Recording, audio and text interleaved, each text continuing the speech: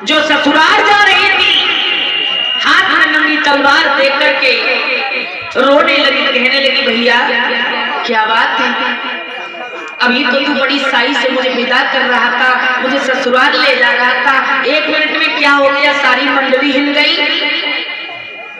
कंस कहने लगा बहन तुमने भविष्यवाणी को नहीं सुना, तुम्हारा 8वां बालक मेरा काल बनेगा, और जब हम तुझे ही जिंदा नहीं रखेंगे तो बालक आएगा कहां से जो मेरा काल बनेगा।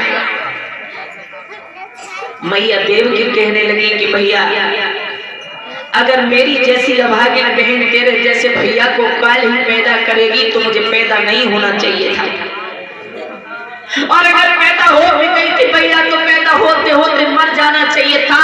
उठाओ तलवार और काट दो मेरी गर्दन, अपने जीना नहीं चाहती। जैसे ही कंस ने तलवार उठाई, आकर वसुदेव जी ने हाथ को पकड़ लिया, ठहर जाओ भोजराज कंस, ठहर जाओ। कंस कहने लगा मित्र वसुदेव मेरी कलाई को छोड़ दो। कंस को समझा करके वसुदेव जी बोले हैं भोजराज कंस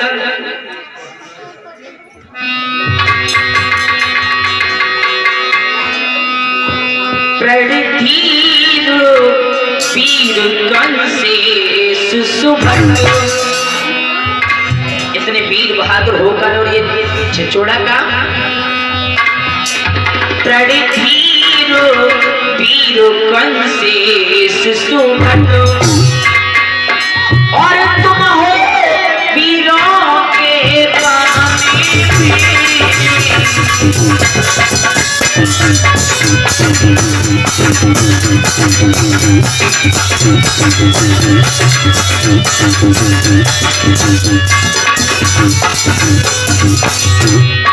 कहा वसुदेव जी ने भोजराज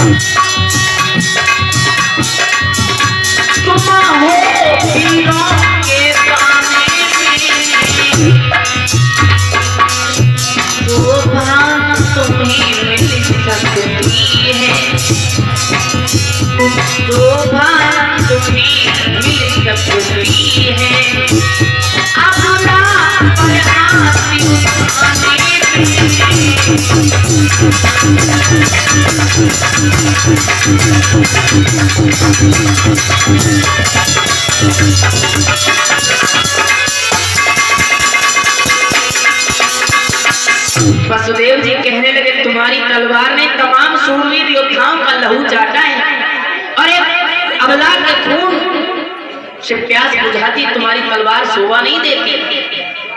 कंस कहने लगा मित्र वसुदेव तुम बहुत भोले हो। वसुदेव तुम्हें क्या पता नहीं स्वार्थ बिन पाप नहीं होता, और अगर प्राणों पर नौबत आ जाती है तो बेटे का बाप नहीं होता। अरे वो काल पैदा करेगी मेरे लिए, वो सपोला पैदा करेगी जो मुझे खाएगा, जब हम देवकी कोई नहीं छोड़ेंगे तो फिर काल आएगा कहां से। वसुदेव जी बोले कि भोजराज कंस एक बात बताओ, तुम्हारा काल देवकी है, तुम्हें देवकी से खतरा है या देवकी की संतान से खतरा है। कंस बोला मुझे देवकी से कोई खतरा नहीं है, मुझे देवकी की संतान से खतरा है। वसुदेव जी बोले तो एक काम करो, हम तुम्हें एक वचन दे रहे हैं। क्या? तो वसुदेव जी बोले मैं एक वचन दे रहा हूं,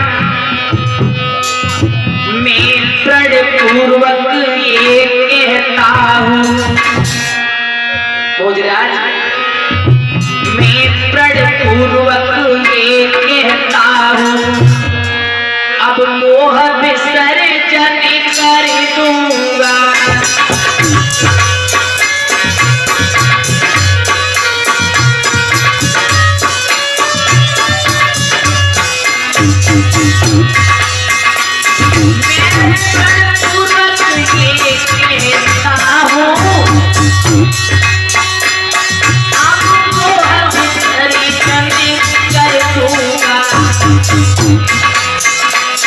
इससे जो भी बालकी होगा मैं तुम्हें समर्पण कर दूंगा।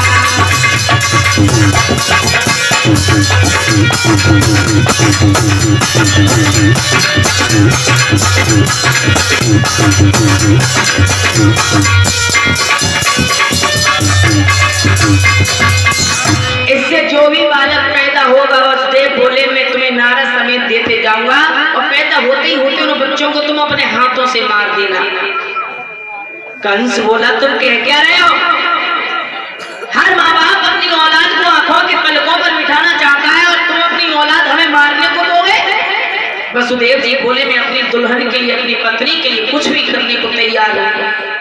कंस बोला खाओ गोधन की सौगंध। वसुदेव जी बोले गोधन की सौगंध खाओ यमुना मैया की कसम। वसुदेव जी बोले यमुना मैया की कसम।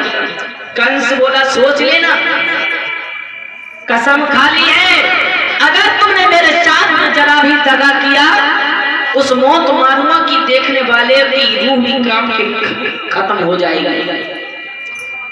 छोड़ दिया बहन बहनों भाई। सुखदेव जी बोले राजा परीक्षित 2 साल बाद एक बालक पैदा हुआ। 2 साल बाद एक बालक पैदा हुआ। देवकी मैया उस बालक को खिला रही हैं। वसुदेव जी आ गए, कहने लगे कि गोरी ये तुम्हारे भैया का भोजन है, इसे हमें दे दो, तुम्हारे भैया को देने के लिए जाना है। देवकी बोली पिया मेरे भैया का काल तो 8वां बालक है, इस पहले बालक ने भैया का क्या कुछ नहीं बिगाड़ा। वसुदेव जी बोले मोह मत करो, हमें हमारा बच्चा निभाने दो। वसुदेव जी बच्चे को छीन करके चले हैं। भैया बेहोश होकर जमीन पर पछाड़ खा करके गिर गई। बच्चा लेकर के वसुदेव जी कंस के दरबार में पहुंचे। जाकर के कहा कि ये लो भोजराज कंस, तुम्हारा पहला भोजन पहला ग्रास बालक हुआ है। बच्चा कंस ने गोद में लिया।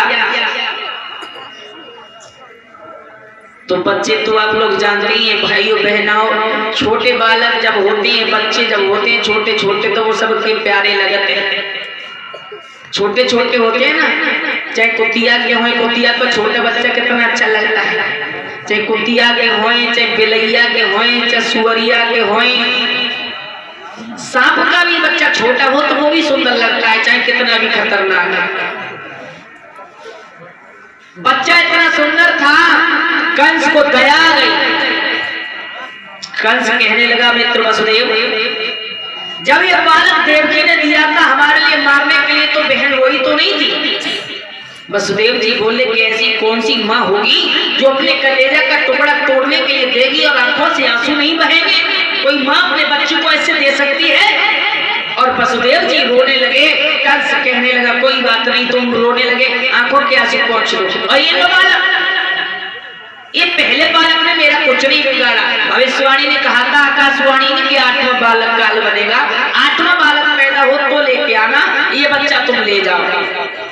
भाइयों जो बालक वापस किया बहना, वसुदेव जी के मुंह से एक ही सवाल एक ही शब्द निकला, भोजराज कंस तुम्हारे लिए हमारी भी उम्र लग जाए, तुम्हारे सर में भी कभी दर्द न हो। बच्चा लेकर के चले आए। इधर मैया बड़ी परेशान है, भैया ने मेरे बच्चा मारता हुए पतो नहीं बेटा को काबा हुए वो मैया रोए रही हैं। तब तक वसुदेव जी आ गए और जो गोद में बालक को देखो मैया देव की भाज की गई और कई पिया भैया ने मारो नहीं। वसुदेव जी बोले नहीं गोरी, 8वां बालक मंगाया है। जो ये कहा 8वां बालक मंगाया है, देव की मैया बड़ी प्रसन्न होती है, कहती है वाह भैया तुम्हें मेरी भी उम्र लग जाए।